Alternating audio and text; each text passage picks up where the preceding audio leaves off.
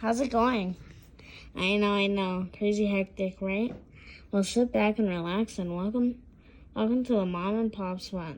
Help me welcome my dad and the host of the show, St. Patrick. Welcome. Did you get the baby's diaper changed? Are you hiding in the closet, eating some snacks while listening to this? Are you on the toilet while your little one's hand is visible at the bottom of the door? Welcome, all my parents, caregivers, and supporters to the Mom and Pop Spot podcast produced by Habari Life. This is everything parent related podcast. I am your host, St. Patrick, and the angelic voice behind the scenes. We got two of them, Mr. Dip and Elijah. Hello. Welcome to episode number 4. That's how many times it shouldn't take me to tell my kid to do something, but I do tell them that many times. And yes, I know you would have told them right the first time. This is the Mama Pop Spot podcast, the podcast that will be everything parent related. So school is officially back in session. Good luck and much patience to all the teachers. Shout out to all the bus drivers having to deal with them crazy kids. I know because I was one of them until I got kicked out of one. And shout out to all them janitors who have to scrub away all them first aid jitter poops. You know, those two roles are highly underappreciated and undervalued. How are you all doing out there today? I'm good. Good. I'm all right. I'll have that Nickelodeon kids show pause, look, and then just assume you guys said great. The weather is finally starting to go down like your parents' attitude after you did something wrong, but followed by them seeing you recording them. That goes from you about to get a butt kicking to them under their breath saying, "We're going to see how funny you are when you stop recording our business out there."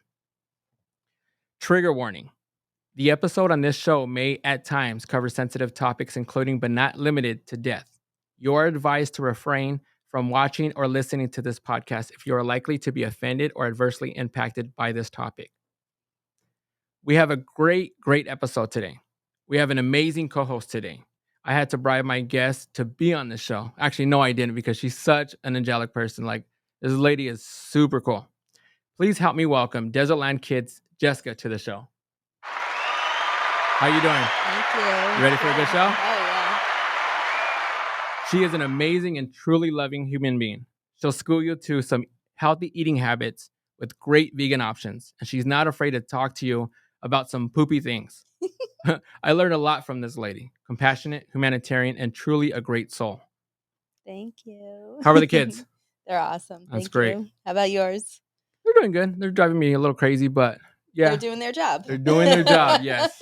Facts. Oh, man. I don't know what happened to... I did an intro for you, Dom. And actually, with you being on the show, I think I mentioned, like, it was such an important episode to do today. I'm not sure where it happened, but I literally had this, this write up for you because I wanted to know the important role that you have in my life.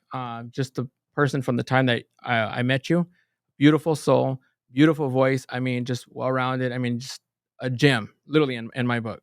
And that's the reason why I wanted to reach out to you. And I think it's the reason why we've still connected to this day, just because of the person that you are and continue to be, a leader, just someone that I look up to and follow every day. Question. I seen on the socials the other day, and Dip and Elijah, I would like your input on this one as well. Tell me if this father is right or wrong. This dad is being shamed for bringing his only son food while ignoring the other kids. Now, let me say this before I let you chime in, but I don't believe he did any type of wrong. For one, those other kids are technically not his problem. I probably would have went about it differently, but I don't know the situation or the basis of it. She tried exposing him, but in my opinion, she actually exposed herself. Why not give this man credit for bringing his child food every single day? I bet we all know fathers out there that don't even bring any type of food to their kids. She said she had 3 other kids, but like that father said, where were they at? He even tried helping the situation by telling her to bring his child outside and they can eat in the car together. Who's right and who's wrong? Because I would love to hear your input on this one. Me? You asking me? Uh-huh. I mean, as a father, obviously, I side with the father. Yes. In the aspect as he brought food. Mm-hmm. And like you said yourself, that's one of the hardest things to get some dads to do now is to simply show that they care. And now here you are, you have a father that cares. he's bringing food, Uh-huh. and it's negated. Yeah. So And Jess, what would you think? What would you do in that situation? I definitely wouldn't have attacked him that way, Yeah. but those other kids are also his siblings, Yeah. right? So for me personally, Yeah. I wouldn't have done that. Especially, I wouldn't have brought the McDonald's, but Yeah, exactly. But, I wouldn't either. Yeah. But that's that point is neither here nor there. Yeah. That's a personal thing. He does not have to do for her other kids. That's not Exactly. his responsibility. Exactly. 100%. So I can see his point, but I could Uh-huh. also see the point of like, okay, now I have one kid that's going to be sitting down eating this McDonald's, and the Yes. other kids are going to be like, what about me? So I Right. could see both points, but more so from the kids aspect, because now the other kids are going to feel kind Some of type of left way. out and everything. So not in a sense of like, he should have done that, Uh-huh. but it would have been thoughtful and kind to consider his siblings. Yes. They're not his kids, but they're still his siblings. And, Yeah. and an adult should know that. Yeah. Yes. An adult should understand that it's going to be other kids that's Yeah. watching this kid eat Exactly. McDonald's. He's going to go back upstairs. Hey, I just had McDonald's. What Now you have to target. y'all Yeah. eating peanut butter sandwich or mustard sandwiches in here. It's Yeah. it's just you got to think about fairness. Yeah. You're an adult. Get all the kids some food or don't do nothing. Yeah. Yeah. And that's the same with the kids in the neighborhood. Javante will come and be like, can I have an ice pop? I'm like, not unless you're going to bring one out for everybody. Yeah. Because you're not going to be playing with these other kids and not Yeah. bring out for them too. That's Exactly.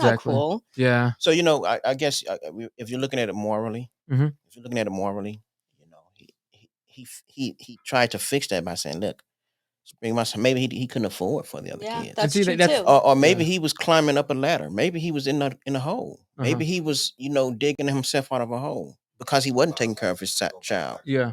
prior. Uh-huh. You know what I'm saying? So like you said, we don't know all the things around it. Based on Exactly. what we see in the facts, Uh-huh. he wasn't wrong for what he did by It's bringing just- his son food. Just his approach. I feel like the worst thing about it is the fact that she decided to Yeah, publicly make him a victim. which is way That's worse. the worst part of it. Yeah, and like that's why And if that's I it, way said- worse. if Yeah. it was a thing between them, it's a thing between them. But the fact Right. that she tried to put him on blast on Right. social media, like Yeah. that's millions of people Yeah. seeing. Like, and Yeah. I'd be pissed just for putting my business out there. Exactly. Like that. Now And she that's- she could have accepted the food for her child and then Broke it down. forced him to share. Yes. Now you have siblings. Yeah. You have to share with your siblings. He's still gonna enjoy it, but it's just smaller portions. Right. Yeah. And that's why I said I kind of felt like she kind of exposed herself in a sense. Yeah, sure. It's just because not only is she making the father look bad, but now she's making herself look bad, and potentially the whole family. And the kid didn't even get his nuggets. But you also got to hear Yeah. that she was saying that they had that discussion before. Oh, okay. That this Oh. is that's why she's bringing out the cameras because he keep doing this. Oh, okay. He's doing this over and over. If they've had the discussion before, That's hey, totally something different. hey, Yes. could you please bring something for all the kids instead of just him? Yeah. And he keeps doing the same thing. Exactly. That's kind of Yeah. garbage. I Or feel that. reserve it for when you're with him. Take Yeah. him out That too. then. But I honestly, mean, though, like he said, either don't do it, don't bring any food, you know what I mean, or bring Yeah. some for all. Yeah. I still stand by my statement that the guy's not wrong. Not wrong. Uh-huh. He's not wrong. And if she said they discussed it, but let's look at the character of if you all discussed it, that's fine. But Uh-huh. the fact that you went above and beyond to record the situation Uh-huh. mhm. says a little bit about your character. So Oh, now yeah. I question everything else around your Yes. statements. You know what I'm saying? Did you Exactly. really discuss this? Yeah. Or is this part of your ploy to make him look bad? Yeah. You know what I mean? So, at the end of the day, he's not wrong. Yeah. There's no way for me to, I take care of all my kids. Yeah. You know what I mean? Uh-huh. Maybe he got 6 other kids he bought McDonald's for. Yeah. So he couldn't afford to buy for the other 3. Yeah. You know what I mean? Exactly. We don't know that, but because they discussed it, and because you have other kids, now you want me to not bring my child food because you have other kids? Yes. If I could, I would, but maybe I can't. Yeah. You know what I mean? And that's the thing. We don't know all the details Right. behind it. You Yeah. know, I don't think he's wrong. I think that she shouldn't have exposed him that way. Yeah. Right. And viewers You out there, know. let me know what you think too. I mean, who's wrong, who's right? Let me just hear your opinion to see where you guys stand with this. But if it was me, I would have bought the Uh-huh. other kids food. Mhm. Yeah. And I think that's what it comes down to, right? Is like just being thoughtful enough. For sure. But, you know, like you said, we don't know all the circumstances For behind it. sure. For sure. Maybe he used to go out of his way to do all that stuff. Right. Yeah. And then she was taking advantage of him. Right. We Yeah. don't know. Right, You for know, sure. there's always two sides of the story, and then For there's sure. the truth, right? For sure. Yeah. They say three sides of the Mhm. truth. Your story and my story. Yeah, Yeah. because we all Always three see sides. things. We can all watch the same video and have completely different reactions Facts. to Yeah. it. So, Facts. Yeah, exactly. yeah. So I'm going to kind of turn the page a little bit, and we're going to focus in on our guest today. And as I start, let me just say this first. My condolences, and I'm sorry for your loss. Hopefully today we can honor your son, give you a voice, and allow our listeners to understand how we can be supportive. Before we go into that story, though, can you tell me about your son? So obviously, as his father, I'm biased, Uh-huh. but just like any parent would say, my son was truly a good kid, Yes. and when I say a good kid, I only compare him at his 16 to my 16. Uh-huh. Complete difference. Yeah. I wasn't a bad kid Uh-huh. considering who I grew up with, Mhm. but had I grown up with my son, then I was the bad kid. Yeah. You follow me? Exactly. So, my son, he was a Bible reading, praying young man, Yeah. and it was his choice. It wasn't something I forced on him because he practically did it more than I did. So Yeah. so it couldn't be something I was forcing on him because he did it more than me. Uh-huh. And the last 3 weeks of my son's life encapsulate who he was. Okay. So I'll just tell you the last 3 weeks, and I'm writing a book about it now as we speak about it. But the last 3 weeks of my son's life, he dropped a few nuggets on me, not realizing that's what he was doing. Uh-huh. One of the nuggets was, I was at a crossroad. Yeah. Homeschool my children, or send them to this private school. It was a church school. It was a Christian school, Yes, sir. and in my head, I'm Uh-huh. thinking if I had these two opportunities or options on the table, obviously I'm going to pick homeschool. Everything at my fingertips. I don't have to worry about waking up real early. Mm-hmm. Everything is right here at home. It wasn't about being lazy. It was about conveniency. Okay. So I projected that 16-year-old me onto my son. Mm-hmm. And the first nugget he taught me was that that's exactly why I don't want homeschool. I didn't voice why I thought he would pick homeschool. That this was in my head that he Yeah. would pick homeschool for those reasons. Uh-huh. But when he answered, this is how he answered. I say, son, you have two options: homeschool or Thunderbird. Yes. I probably shouldn't use the school's name, but and he chose the private school. Yeah. Now I say, what made you pick the private school? He say, if I'm homeschooled, he said there's going to be so many things at my fingertips that could distract me from who it is I want to be as a man. Oh, wow. And when he told me that, I immediately, in my thought process, I digressed Yeah. because I was projecting the 16-year-old me to Mhm. my 16-year-old son. Yeah. That was one of the first nuggets. Yeah. And that little conversation right there shows you who my son was. Mhm. He taught himself how to play the piano. He taught himself how to, he grew his own green thumb, if you know what I mean. Yeah. He saw me on a grill a lot, and I was going to teach him, but my son was pyro. He liked fire too much. Yeah. So I was a little reluctant and hesitant, but he taught himself how to use the grill. Yeah. So he was intuitive, and he was curious Yeah. and fearless all at the same time. So, Okay. What is your best memory with him? I remember it, but he wouldn't. It was the day he was born. Yeah. When I walked up until the day I saw my son, I was told he was a little girl. Yeah. It was back in '95, so Yeah. the ultrasounds and everything was not as precise. Yeah. And I was in the military. I was hundreds of miles away, Mm-hmm. hundreds. I was in Texas. They were in St. Louis, and I received a call. Yeah. Actually, I take that back. I got a knock on the door. Boom, boom, boom, boom, boom, boom, boom. I grew up in the hood. I thought the police. Yeah. So they knocked on the door, and I'm like, who? I was a little hesitant. Yes. And when I opened the door, she was surprised I was actually in my dorm room. It was a I grew up Seventh Day Adventist, so it was a Friday night, and Okay. I chose to not. I had a wife, baby on the way. Certain things I just didn't indulge in. Yes. By choice. So when I opened the door, she was surprised that I was there, and that's what she said. Yeah. She said, "I'm glad you're here." She said, "Your wife is on the way to the hospital to have your baby." Wow. And um, I I threw on some clothes. I threw me a bag together real quick, and I followed her out. Took me to the airport, and each plane that I caught was about an hour late. Okay. When I got to St. Louis, I missed my son by 2 hours. Wow. So had the planes been on time, I probably could have got there right on time. Yeah.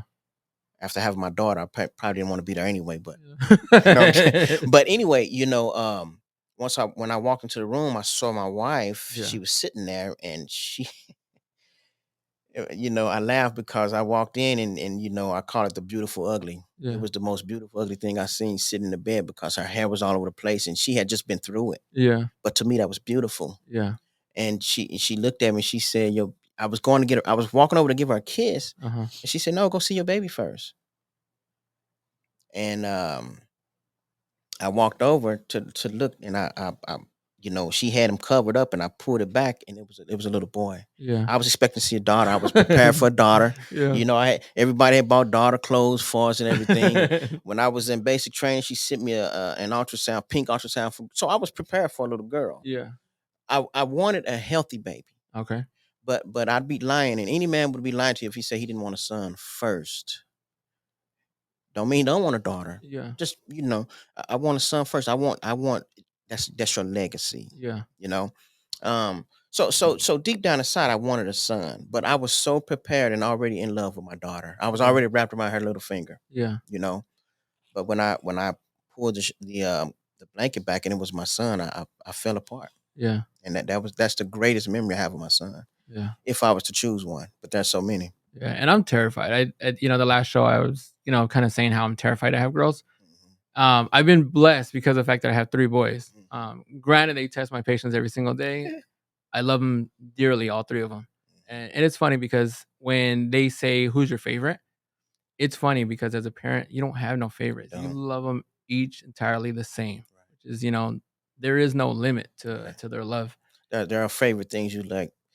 I'd rather hear my son's jokes than my daughter's. Yeah. You know what I'm saying? But Yeah.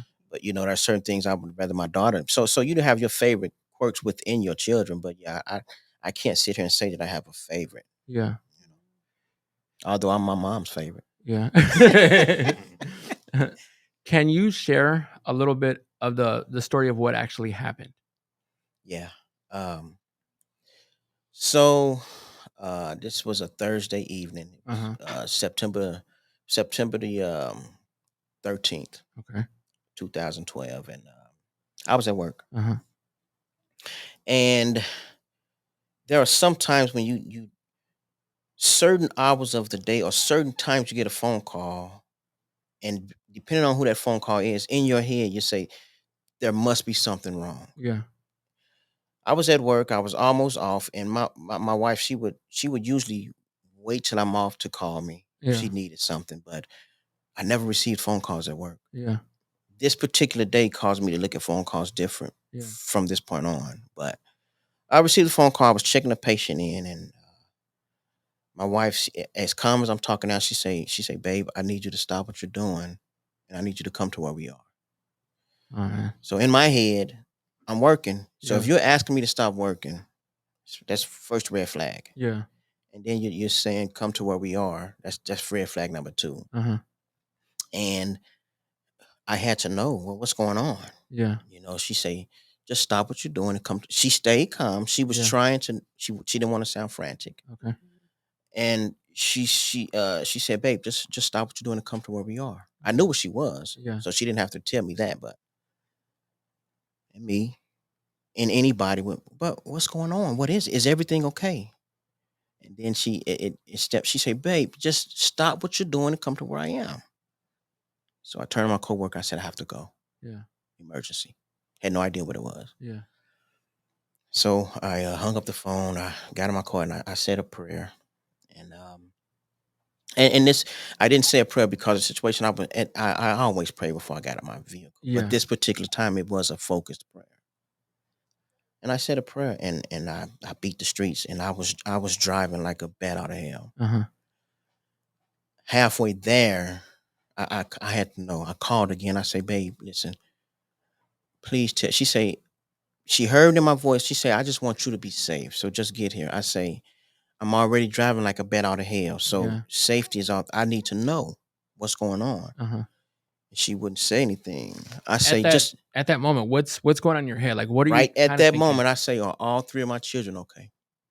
That's the first thing I asked her. Oh, wow. When I knew something's wrong, I say, are all three of my children? No, I say, are all three of my children breathing? Yeah. And she hesitated. Oh, man. And I don't know how long she hesitated, Yeah. but it seemed like an eternity. An eternity. Yeah. And she say, it's Andrew. Yeah. I say, what do you mean it's Andrew? I asked you if all my children are breathing, and you're telling me it's Andrew. What are you telling me? Yeah. And she say they tried to kill him. Now, mind you, we're talking about a kid who was into parkour, catching lizards, Mhm. you know, reading the Bible, praying. Yeah. He was just at 16. He was just getting into girls, Yeah. exercising, trying to look good. He had one of his dreadlocks cut off. Yeah. You know, nothing that he didn't want. There wasn't anything against dreadlocks, but he had to keep dreadlocks up more than short hair. That's what he told me. He said, "And I can keep my short hair up Yeah. better." So he wanted the dreadlocks. So he was just getting into girls. So when she made the statement that they tried to kill our son, I was floored. Uh-huh. Why? Who? Yeah. Who would want to kill Andrew? And I say, why? She said, I don't know. I say, what happened? She said, they shot him. And I was begging her to tell me in the arm or the leg or something. Yeah.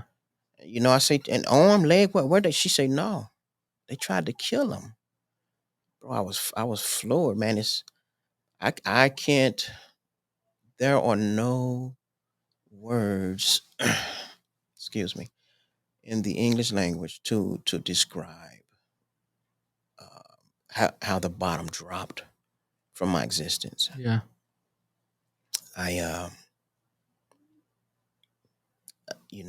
My life flashed before my eyes. Yeah. And at that moment, I realized how come she didn't want to tell me. Mm-hmm. Because everything went black. Everything.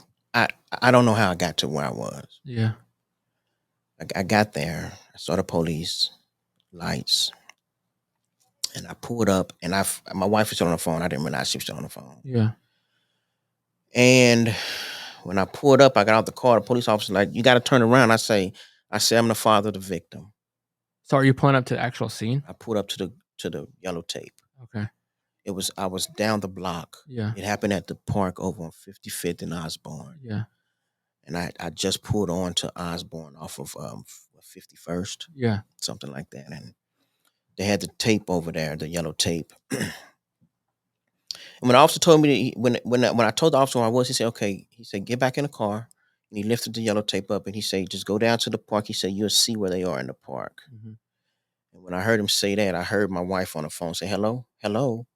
I was holding the phone in my hand. And I told my wife, I said, oh, I'm sorry. And she guided me to where they were. And when I got there, I had on scrubs. The officer was shining his light for me to come to where they were. I get over there and, embraced my family. And I could tell my wife was crying. It was surreal. I was hoping to wake up. And I asked the officer.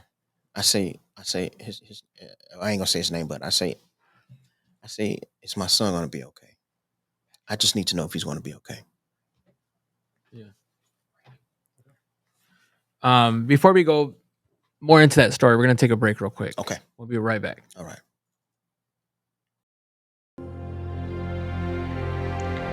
Habari Entertainment Films present There's Only One Name for News with Damon and Aisha. Habari Live Podcast.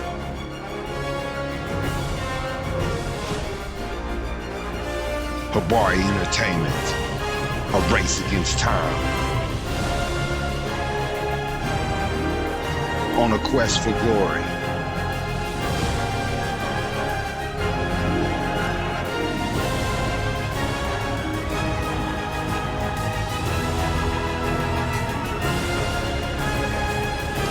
Habari News Weekly, HabariEntertainment.com. Catch us for more. Visit us, HabariEntertainment.com. And we're back.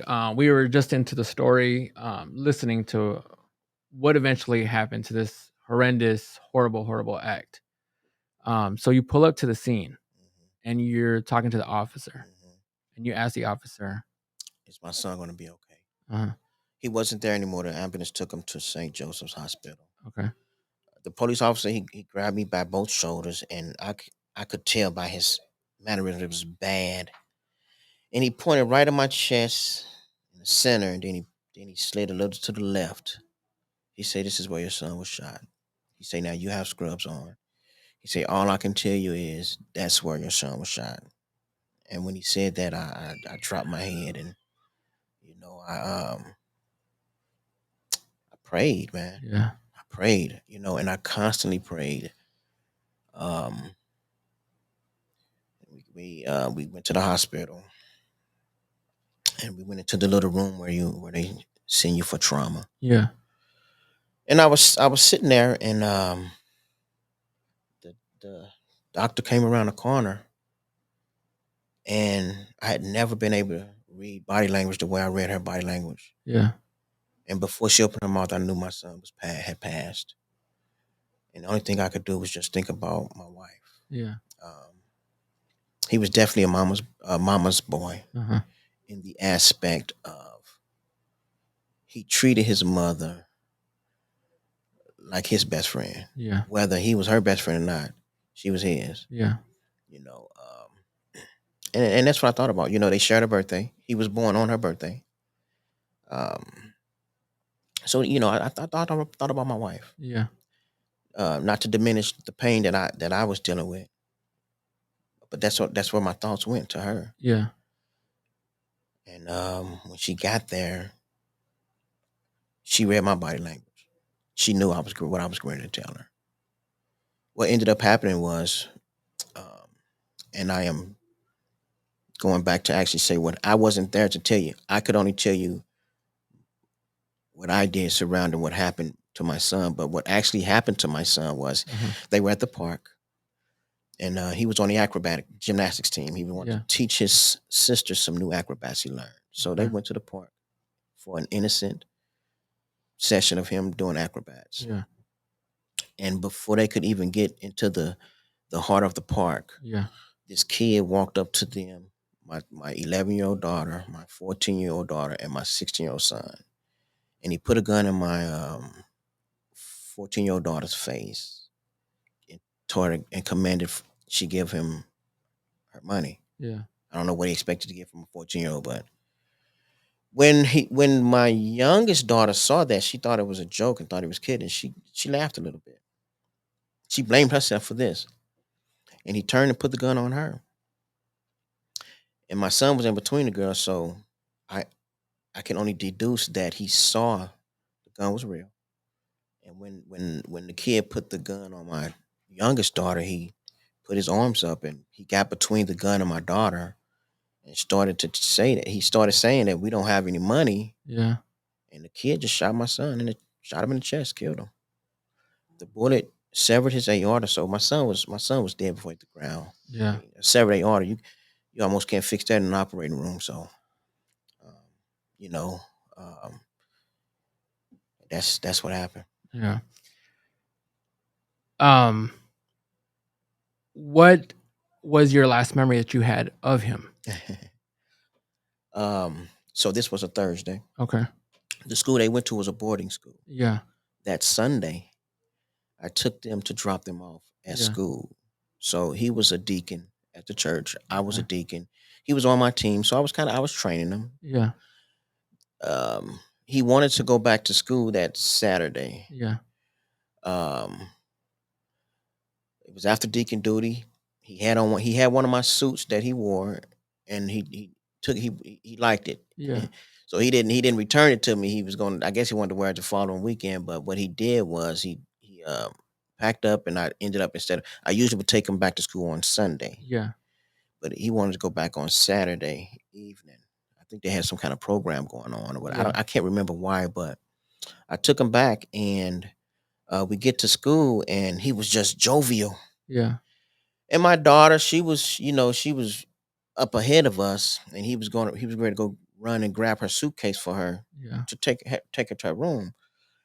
And something told I stopped him. I say, Andrew, I say, are you doing okay up here? Because in my head, I'm projecting the 16-year-old me on 16-year-old him at a boarding school. Yeah. All kind of things going through my head. So I stopped my son. I say, are you behaving? Yeah. I say, although you're carrying my name, which is very important, you're carrying my last name. I say, but more important than that, you professing to be a Christian man. Yeah. I say, are you living that? Yeah. And he said, of course, Dad. Yeah. Just like that. Of course. He said, I love you. And then he went and grabbed Monet's bag and walked her to her room. How is your daughters after that incident? How are they able, like, what were they doing to be able to mentally cope with witnessing that? So, I can only answer from the outside looking in. Yes, And sir. um, my youngest daughter, she's probably gonna kill me for saying this, but a couple of years after losing my son, I didn't realize how much it was affecting my youngest daughter. Yeah. She attempted to take her life. Thank God she didn't succeed. But up until that point, I I I, I was very observant because I was looking for behaviors that would say that they weren't coping. Okay. My oldest daughter, she and my son they were very close. They were closer in age, so they did a lot of things together. Yeah. She didn't she didn't change, which to me was a little disturbing. Yeah. She didn't talk about it either. My youngest daughter talked about it, but I could see a slight change in my youngest daughter, Yeah. but nothing that made me say. I mean, she witnessed her brother murdered. Yeah. So you're going to see change. So that to me that was normal. Uh-huh. What was disturbing was my oldest daughter. Yeah.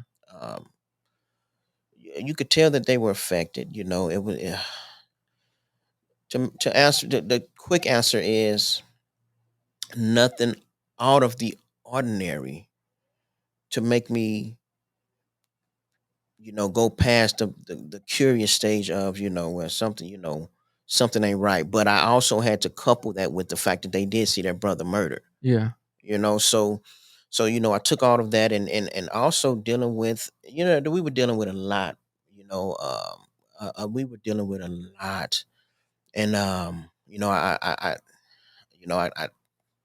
from the outside looking in, man, they were considering the fact that they watched their brother murdered.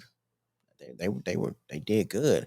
you know um my oldest daughter, during the trial, she, I mean, it was, man, she did awesome. Yeah. Awesome. So their mental wherewithal was all copacetic. So Yeah. I mean the most respect when I ask the next question. of course. But what was harder? Mhm. Finding out that your son had passed or having to relive it over and over again as you're dealing with court? That's a very good question. They are different types of pain. Yes. The pain of dealing with my son, Uh-huh. I would say this: there is nothing that could make it worse or better. Yes. So some people would say things like, they say someone show up and like, oh, and they apologize. I'm like, there's nothing anyone can do that's going to make me think about my son more. Yes. So with that being said, that was harder because that pain is attached to losing my son. Yes. Okay, will always be attached to that. Going through the trial was so hard because I had to watch my daughters relive it, Uh-huh. which that's a tremendous pain, bro. Um, but like I said, man, my eldest daughter, watching her relive that day sitting on that stand was horrific. Yeah. It was horrific because I could only imagine what she was going through, Yeah. reliving that, you know. Yeah.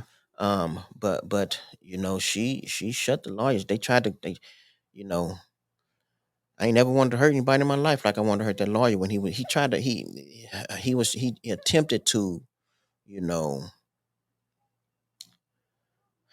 I can talk about it now because the trial is over, but the kid admitted killing my son Yeah.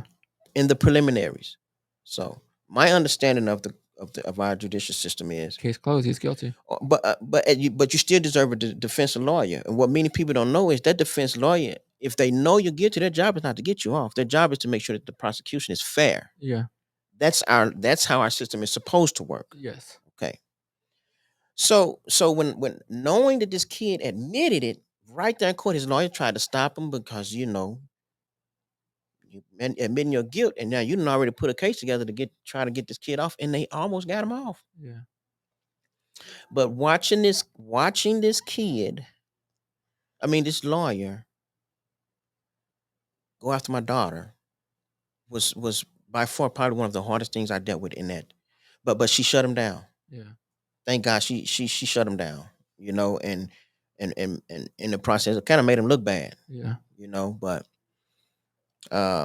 different pains. Yeah. Very different pains. When did they catch the person that murdered your son? About an hour and a half after he did it. How did they catch him? So after he murdered my son, he started running. Uh-huh. Some kids on a basketball court kind of started chasing him, and this kid was running and shooting. So he could have shot anybody else. Could have shot another one of my children. Yeah. And along with my children was two of our friends from church kids. They was like 5 and 8, so they were, And then they have to go through it. Exactly. So the kid ran, and he ran to a house down the block, maybe about 6 houses from the corner, banging on the door, tried to get in, and it's obviously he knew who was living in that home. Yeah. But that's another story. But when they got there, the police got there, and he was just sitting in the front yard texting on his phone. You won't believe what he texted. It came on the trial, but anyway, that's another story. But that's how they caught him. Yeah. That's how they caught him. And Pat, when the kid was seen toting a pistol in the park by many people, one lady saw him robbing 2 kids, grabbed her children, and headed her, instead of calling the police, she grabbed her children and headed to the car. I get it, but while you're walking, call the police. Exactly. Wow. Yeah. And she said while she was walking to her car, she heard the gunshot. That was my son getting murdered. But they caught him when they caught him with the gun. Yeah. With the shell case, with some, it was a revolver, so he still had the shell cases in there. Yeah. He had the gun. He had the hat that my daughter described. He was wearing what my daughter described. All of these evidence, Yeah. or should I say, all the evidence they had on him.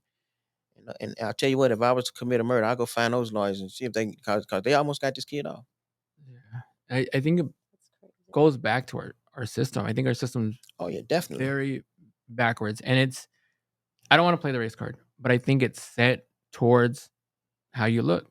Because no matter what it is, they're always going to paint you out to look like a bad person. And it's like, I hate the fact. I mean, I say the same thing. I don't want to play the race card, but that's not a card you're playing. That's a card. That was a hand that was dealt. Yeah.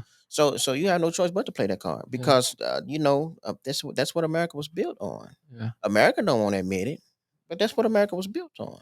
It's in the law books. Yeah. So where is your mindset because of the fact that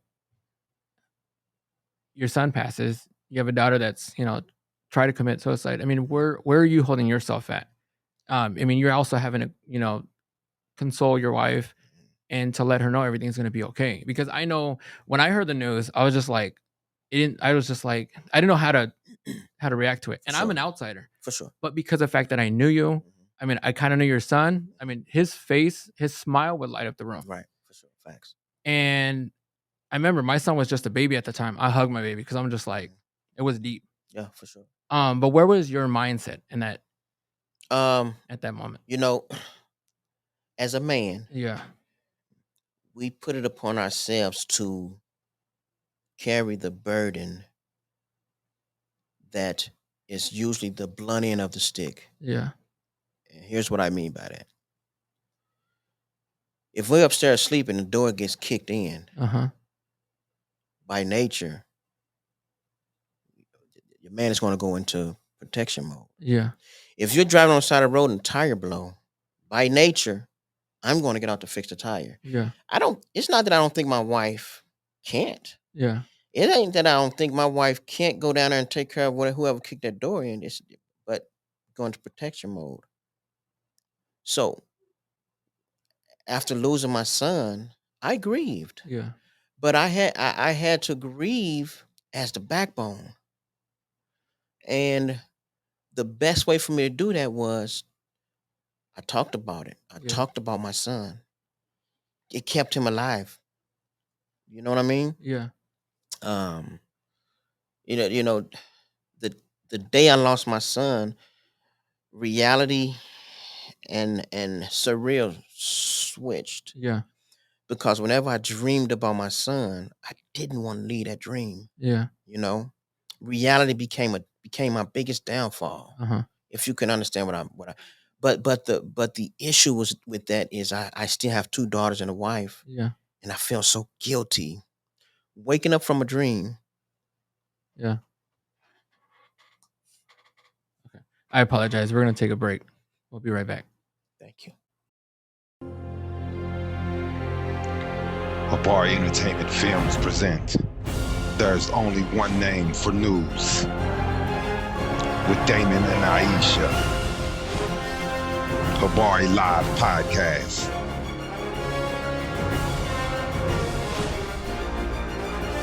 Habari Entertainment, a race against time. On a quest for glory.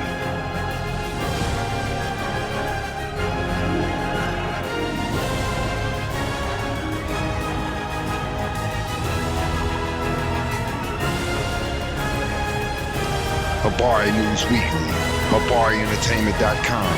Catch us for more. Visit us, HabariEntertainment.com.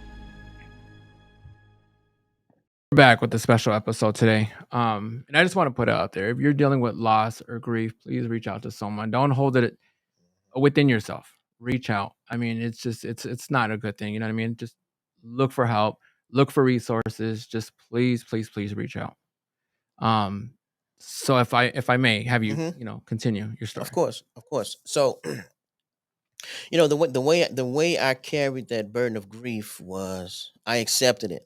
Yes. That was the biggest thing. I had to accept it. The hardest thing to do is to carry that burden, and you haven't even accepted it yet. Yeah. That's impossible to do. You can't carry something you haven't accepted. Yeah. You know what I mean? So the biggest thing I had to do was accept it. Yeah. And with no, it's good. With the acceptance came and for me to accept it. Yeah. I had to first forgive that kid. That was the only way for me to truly accept it. I heard about that, and I mean this with respect. Of course. But it was hard for me to understand that level of mental toughness, because the fact that you have to have a certain amount of strength to be able to get to forgiveness. Of course. I don't understand it, so I would love to have you kind of explain it to where you get to that point where you're like, okay, like. Well, most people don't understand forgiveness. Yeah. Because they attach it to the wrong thing. My forgiveness has nothing to do with that kid. Yeah. My forgiveness has nothing to do with what he did to my son. Okay. Forgiveness is something within me. Yourself. Right. Okay. Forgiveness is me saying that I'm not going to allow what you did to cause me to continue to live in that situation. You follow what I'm saying? Yes. Prime example. Exactly. Yeah. And I agree with you, because I'm focusing on here. Exactly. I'm not seeing because of the fact that you need that inner peace. I needed it. Again, it goes back with the mental health. I mean, mental awareness and everything else. It's very important. The way I compartmentalized it. Yes. If what I have 2 choices. I could harbor hatred for that kid. Yeah. But if I'm harboring hatred, then that hatred is going to obviously chip into all the love I have Exactly. to give to my family. Yes. So my second choice is not harbor hatred Yeah. and give that rest of that love to my family. Uh-huh. Because if I harbor that hatred, Yeah. not only did he kill my son, he's slowly killing me. And I chose not to allow that to happen. Yeah. And my forgiveness is genuine. Yeah. It's genuine because, sitting here talking about it, at no point did I feel angry. Yeah. If his picture popped up on the screen, it didn't cause me to get angry. Yeah.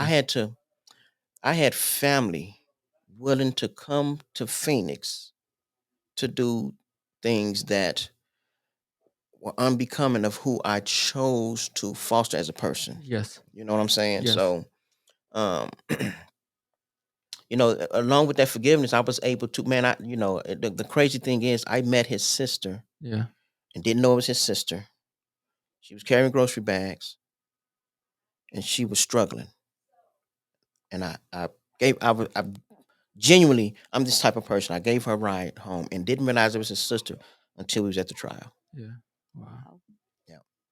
Yeah. As far as that forgiveness Mhm. goes, was that something you innately knew you had to do, or was that something you learned that you That's a that great, had to that's get over it? great question. So I will say this, Jessica, that it's a little bit of both. Forgiveness is one of those things that no matter how much you hear about it and you're taught, you still won't be able to accept it Mm, unless it's in you innately. mhm. Do you? Yeah. So I knew that forgiveness was a part of growth. But had I not learned about forgiveness and would have just only been taught revenge, or like they say, get my lick back, Yeah. forgiveness would not even been an option. Mhm. But because I was taught forgiveness, I knew it was an option.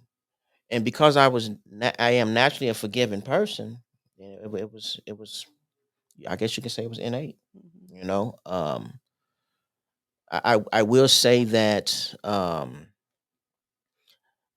at the time I lost my son, I was in a deep devout walk. I was praying a lot. Prior to losing my son. Yeah. I was praying a lot. I was fasting a lot. Fasting and praying. I was in my Bible quite a bit. So I was in a place mentally. I was at a mental plateau where I was able to let go of a lot of the things that would have prevented me from forgiving. Mhm. You know, Yeah. great question. Do you feel like uh, your daughters and your wife were able to see that strength in you and find that same forgiveness, or do you think they're still kind of dealing with that? So, my youngest daughter, the night we lost Andrew, I guess the clergy at the hospital, we went into the room and he wanted to come in the room and I said, all due respect, I would like for just my family and I. Mhm. He understood, and when we got in there and we sat in the room one of the first thing my youngest daughter said was, "Now, Dad, we claim to be Christians, Mhm. and if we are truly Christians, we have to forgive that kid." That was my daughter, Wow. Wow. right?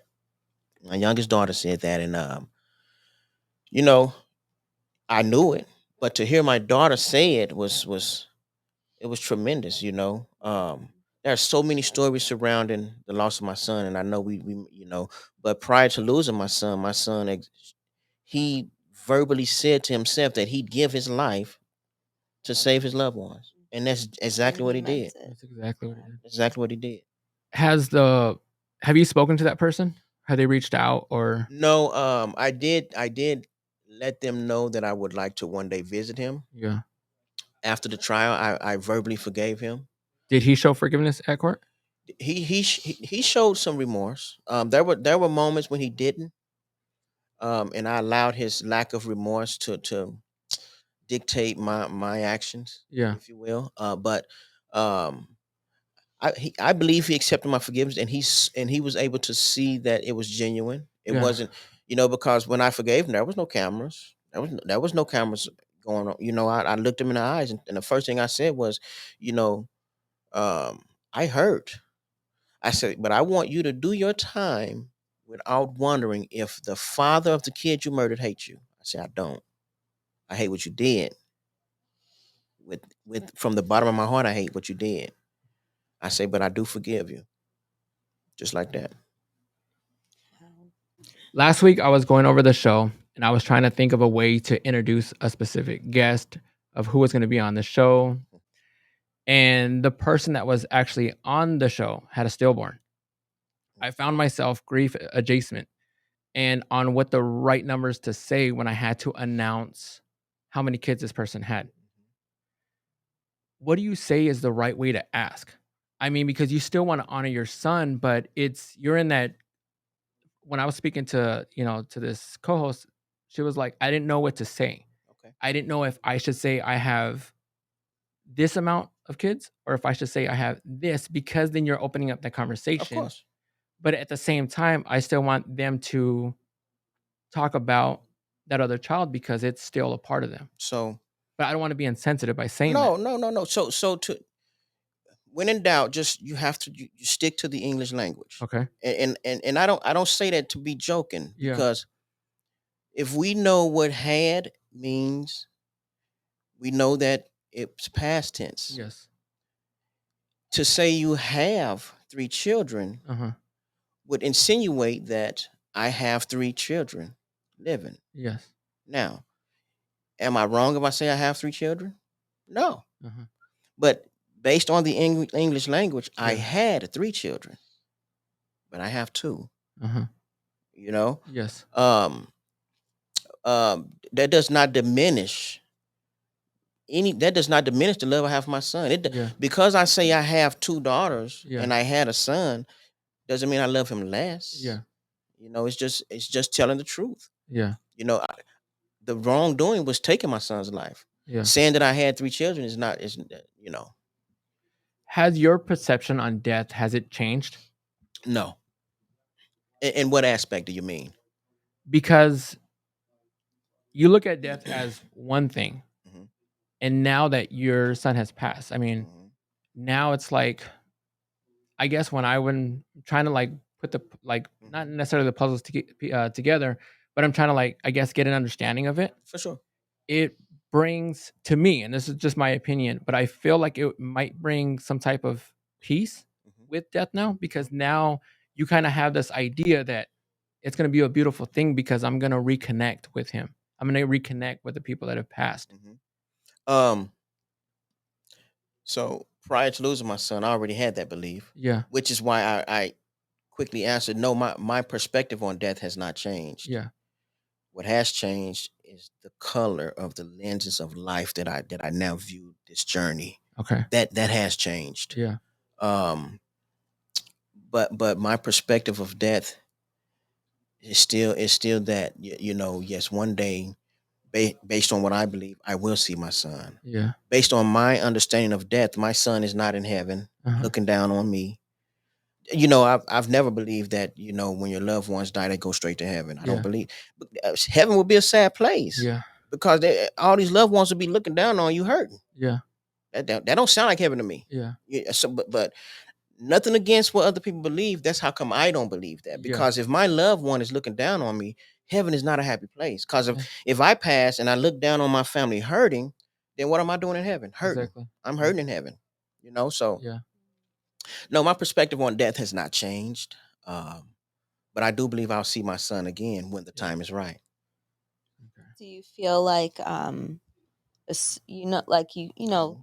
people think that they can feel Of their course. loved ones, Mhm, like mhm. his strength was coming through to keep you strong and kind of help Good question. help you get Mhm. through that time? Good question. So the short answer is no. And because of my belief of what death is and how death transpires, no. But I do believe in God, and I believe that if I need that strength, I believe that He has all resources to be able to use. If that's what I need to get me through, then yes, I will have a dream about my son. And regardless of what I feel about death, there is gratification in that dream of being with my son. And I believe that God knows when you need that. If that answers your question. Yeah, that makes sense. I don't know if this is a natural reaction, but sometimes when someone approaches me with a situation and I'm not sure how to respond, I'll pause and try to revisit that situation later. I'm terrified of disrespecting that person or making that person feel uneasy, possibly ruining our relationship by saying something wrong. What are your thoughts when someone doesn't have the right answer right away in this situation? So a lot of people say, "Man, I understand how you feel." Uh-huh. One guy, I've had one guy at church tell me I need to get over it. Yeah. Wow. So what bothered me That is guy deserves a kick in the shin. I'm gonna tell you what, brother. I almost cleaned the fellowship hall floor with him. Yeah. But my anger was because of his ignorance. Exactly. Okay. Uh-huh. So I can't say it for everybody, but my friendship is not linked to what you say to me or how Uh-huh. you say it. Yeah. Because if it's a friendship, then if you say something I don't like, then as your friend, we're gonna rectify that. Yeah. I'm gonna let you know what I don't like when you talk to me like that. Yeah. If you're my friend, you're not gonna do that again. So if you're talking to someone and you say the wrong thing, Yes. it's not because you're trying to hurt them. It's solely out of ignorance. Yeah. If you were to say the wrong thing, Uh-huh. there are so many times when we um we walk on eggshells. But what the way I approach the situation is I Yeah. let them know, say, listen, I'm gonna be honest with you. I don't know. So this conversation is solely based out of my I want to inquire. Yeah. I want to know because you're my friend, Yeah. you know, and as either your friend is going to say, well, I'm not comfortable having this conversation, or they're going to say, shoot. Yeah. When trying to make sure I paid my utmost respect for you in this episode, I started researching the internet and came across the word Veloma, which means our children should not precede us in death. Why is it so hard for us to speak to Velomas about their children? What is the right approach? When you say right versus what, you have to first identify what's the wrong approach. Because we don't know how to necessarily, Mhm. bring up that subject. I mean, I want to be able to honor them and talk about them, but I don't ever want to be disrespectful. Do you think that, what do you think is worse, losing that child Uh-huh. or talking about it? Well, losing a child. Losing a child. Yeah. So we start there. Yes. We use that as ground zero. Uh-huh. So we know losing a child is by far the worst of it. Yes. Okay. The second step would be what are the landmines, and Uh-huh. only one person know that. Yeah. The person you're talking to. Uh-huh. What's off limits? Because when you originally asked me, when we talked, I told you, shoot, Yeah. it doesn't matter, right? Yes. Because there are no landmines. Uh-huh. Okay. Because what I do know is I know disrespect and I know respect. Yes. There is nothing disrespectful about asking a friend something you don't know. Yeah. If your friend take it as disrespect, Uh-huh. then you have to question that friendship. Because a friend knows disrespect. Yeah. I know when someone is trying to disrespect me. Yeah. Talking about my son is not disrespectful. Okay. If anything, it keeps him alive. Yeah. And I think too, like, it is just such a touchy topic because it's like you want to be there for your friend, right? You For want sure. to be able to say all the right Exactly. things, but when it comes down to it, there is no right There's way no right thing. Yeah. to She's right. approach it. Or like you can't say words that are gonna Make the situation console better. a person Right. after a loss, whether it's a child or anybody that they love, right? Right. Yeah. That's facts. It's like it feels so like you're really on the outside. You could probably Mhm. feel super close to somebody normally, right? But then once something like that happens, you're really on the Mhm. outside. You're like, Yeah. how do I support this person? For sure. You know, you She's want to do right. all the right things, but there's no right answer. There's no Yeah. right word you can say to She's right. somebody when there's a loss. There is Yeah. there is nothing that can make it better. Not even time. Yeah. Mhm. Because religion is a factor. Does religion play a part? Do you question God? Like, it's just getting into that, I guess, in that area. Like, how does religion play? So many people may hate my answer, but first and foremost, I think religion itself is a tool of Uh-huh. the devil. Yeah. I'm not saying that religion is devil. Yeah. Religion is a tool. Here's what I mean by that. Okay. Do you know how many religions are out there? There's a lot. There's a lot. And Yeah. what does each one of them do? Because there's so many religions, that means there's what? Separation. Yes. Okay. When I say religion is a tool, I'm talking about the separation Uh-huh. of it all. Yes. When I say that, because I have a certain religion that I grew up. Yeah. Do I think it's of the devil? No, but I think it is used as a tool. So I start off with that by saying that I don't think religion had anything to do with it. I Yeah. think my relationship with God had everything to do with it. Yeah. Because my relationship with God is not religion. Uh-huh. It's my relationship with God. Yeah. Religion is the dogma that comes with how you approach your relationship with God. Okay. If you follow what I'm saying. Yes, exactly. So I don't think religion had anything to do with it. I solely believe it was solely based on my relationship with God. Yeah. Is there anything you would love to say for others who are experiencing the grief or loss of a child, or So just a loss of a person? period. Loss. Yes. Of course.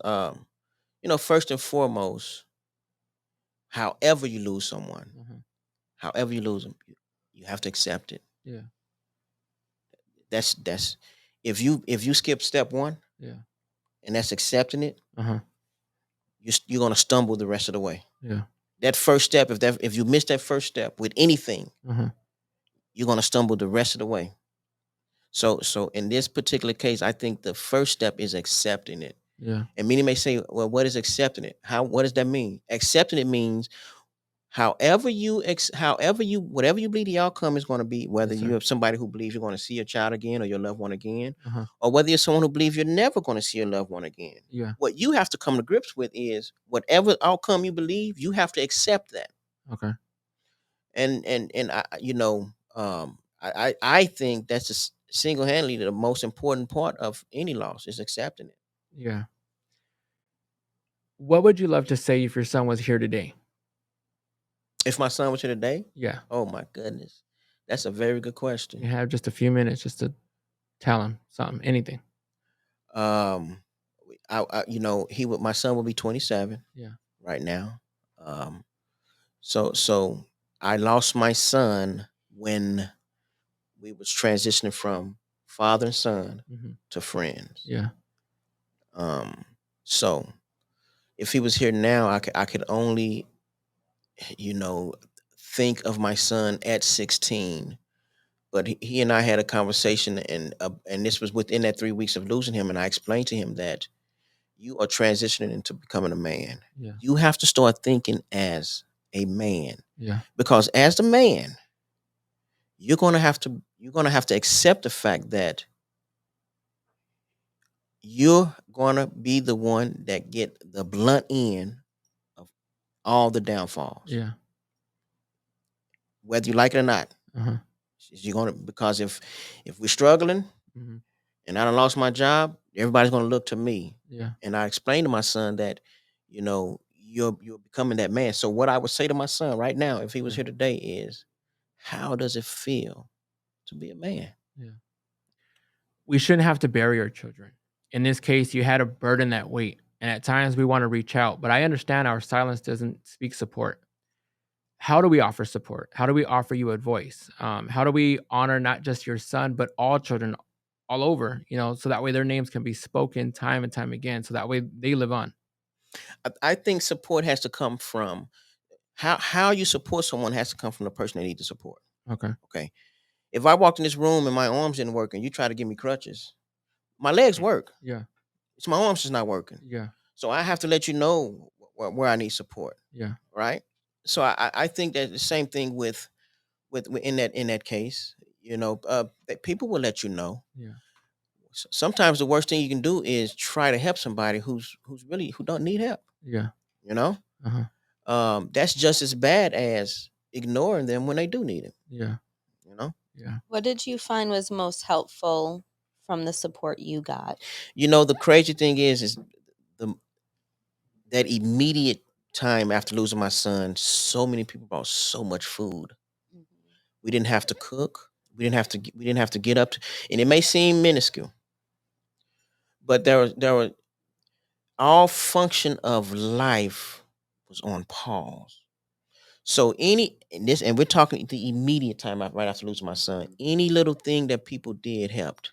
Okay. You know, at that time, we didn't ask for it, but it was one of those things where people can see you're on pause. Mhm. You know, so a lot of food came to the house. We ate good, Yeah. and then there was a lot of donations, and that helped because I was able to do things for my children and my wife, even if it was just to get a small inkling of a smile, Mhm. and even if that smile was for 3 seconds, it meant a lot. Mhm. So that helped. I hope you find peace in grief. I mean, I can't, like Jess says, I don't have the words that can make things better. Mhm. But I mean, I'm here. I'm sincerely sorry, and my heart goes out to you and your family. I'm gonna kind of change the change the story a little bit because I don't want to forget. Okay. Can you tell us about your book that you've written? Which Oh is, yeah. yeah. I forgot I brought the book. I did. I've been bugging them all week to bring it in, which is the So Deacon Board. the book, it's called the Deacon Board. Yes. So in a nutshell, it's basically about an organization of devout, Bible reading Christian men. Yes. But make no, it's not a Christian book. Okay. If you pick it up, you're definitely not going to be reading a Christian book because these deacons, Yeah. they're also assassins. Okay. But they're not your normal assassin. Call up the assassin. Hey, my neighbor killed my dog. I want to take him out. Not that kind of assassin.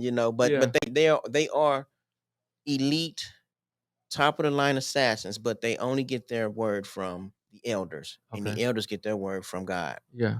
So there's a huge contrast there. Yeah.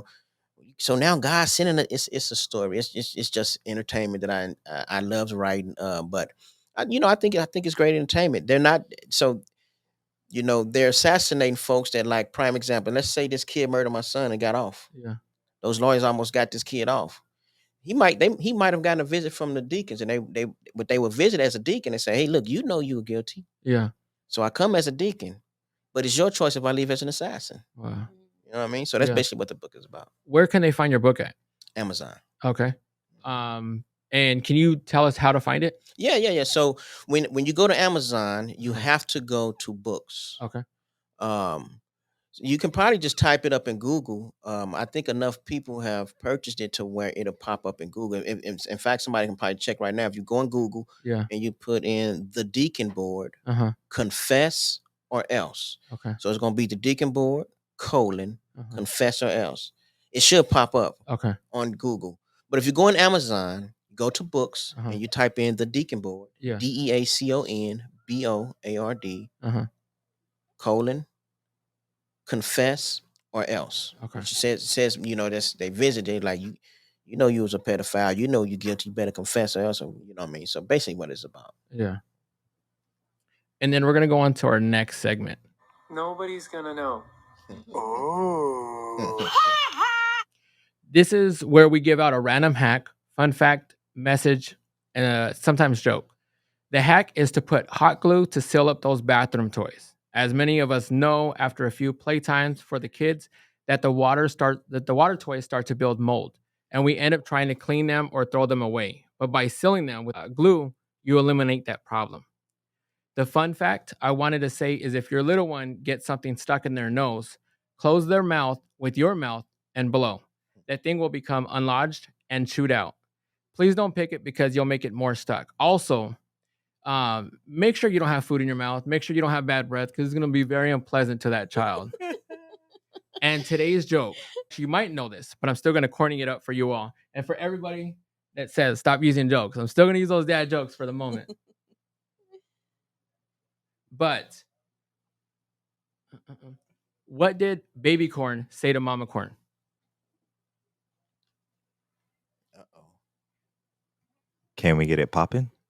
No. Where's popcorn? Exactly. That's what it was. Oh, really? Look at that. Look at that. There we go. You are a dad. Yes. It's where's popcorn? That is the correct That's answer. so funny. He left to get bread 2 months ago. Yes. No, I'm just kidding. And today's message is simple. Parents, just love your children. Hug Yes. them. Yes. Let them know daily how proud you are of them and how much you love them unconditionally, selflessly, and forgiving in all ways. Please, just tonight, just grab your little ones, tell them, or big ones, depending on however, age they are, and just love them. Sometimes we complain because they're crying. Sometimes we complain because they're giving us a hard time. Take that moment away, and we will gladly love to have those moments back. Yes. Please, please, please love your kids. I mean, I Yeah. can't stress that enough. And you can tell them in the same moment, you're driving me crazy. It doesn't mean I don't love you. Right. Right. After losing my son, I tell people, when you think you're loving somebody enough, Yeah. love them some more. Yep. Yes. Yep. I wanted to start a new part of the show where I challenge you parents out there with a suggestion or idea for you all to do at home. Maybe if you can tag the show, the Mom and Pop Spot podcast, and One Love when you do this challenge. Today's challenge is easy.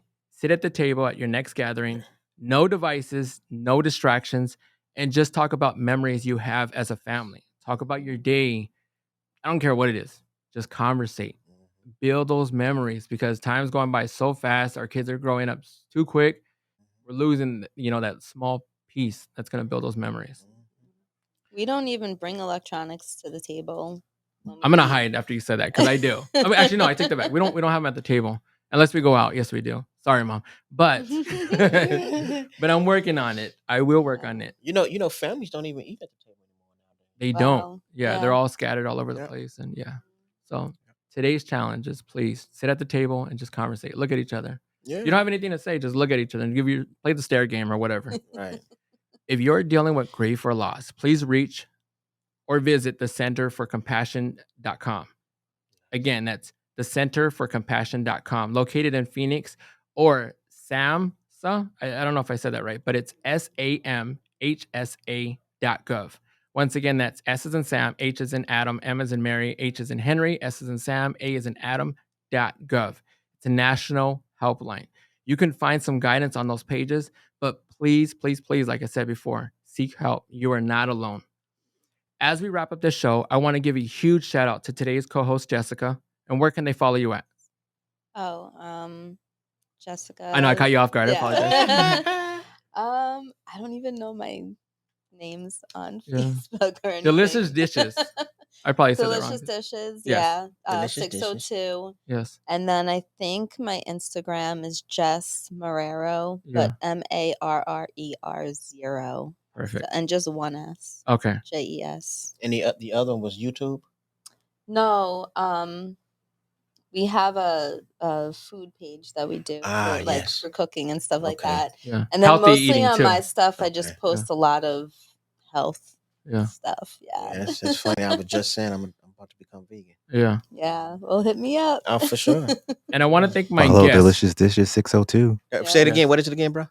Delicious Dishes 602. So that's where you can Thank find it at. Thank you. I want to thank my guest. This beautiful soul is talented. He's an author. I mean, you name it. I mean, I just want to thank you. Yeah. My pleasure. I mean, my heart goes to you, for you. I mean, we've been friends, and I love you, bro. I mean, because the fact that just, you know what I mean? For sure. Facts, brother. Same. Yeah. That's a two-way street. Your And- s- had- I No, was going after to you. say your story and your strength and what you were able to overcome and be able to sit here and talk. I mean, thank you so much for sharing that, My pleasure. because I think, you had the right key there for forgiveness. And I can't imagine being in that position to, I can. to be able to forgive somebody that, took Jess, a loved one. That's incredible. you have to understand that, and everybody have to understand that forgiveness is solely for your growth from that situation. Yeah. You know what I mean? But I get, I understand. Forgiveness is just a way for me to be able to not allow that part of my life to be a speed bump. Yeah. You know, Yeah, but that takes a certain special, I like agree. it I might be agree. easy to forgive somebody for some shady thing that they did Right. to you or Yeah. mistreated you personally, Right. but like when it comes to your kids, Oh yeah. That's a whole it's a different whole Oh nother yeah. ballpark. beast, Oh yeah. Oh yeah. So that takes a lot of strength. Of course. And Of I course. admire you for that. Where can they follow you at? Just don't follow me home. No, I'm just kidding. Man, I'm not on social media as much, but I do have an Instagram. Okay. It's Drew's dad, Uh-huh. but the first E is actually a number 3, so it's DR3WSDAD. Uh-huh. Drew's dad. Yeah. And then I do have I don't even know what my TikTok and Snapchat is. I used social media to advertise my book Yeah. mainly. And please plug your book again. Tell me one more time. Where they The can find Deacon it and the name. Board The Deacon Board at Amazon. at Amazon, but you have to go to books. Yes. And I think you have to do the colon. So the Deacon Board colon Yeah. confess or else. Some people get the colon and the semicolon mixed up. Colon is the dot. Yeah. So the Deacon Board colon confess or else. First try to just type it up on Google. Okay. Because Amazon and Apple, they don't mess with each other. Yeah. Or if you have trouble, just reach out to me or reach out to him, and then I can kind of guide you into that direction of that way you can figure out where to find it at. Facts. And for anybody out there that wants your voice to be heard, please reach out. I want to be able to use this platform to be able to kind of help your voice, so that way you can inspire and motivate and help other people that are going through those similar situations. I want to thank Habari Live because of the fact that he's offering me his studio. I want to thank Elijah because he actually put me to be able to do these podcasts. So I thank them because they're actually giving me the platform to be able to give you guys a voice out there. Please like and follow Habari Live Podcast, Habari Entertainment, and check out the other shows on there, like Habari Live and Wealth for Generations. Please also check out One Love on Facebook, Instagram, and YouTube. Stay safe out there, stay hydrated, and make someone's day out there. And we're out.